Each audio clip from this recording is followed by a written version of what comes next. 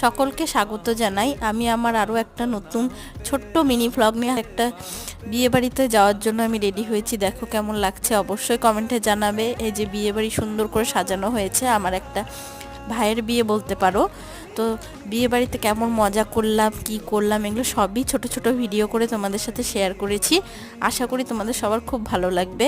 Please আমাকে তোমরা support করো এবং আমার ভিডিও তোমাদের কেমন লাগলো অবশ্যই কমেন্টে জানিও।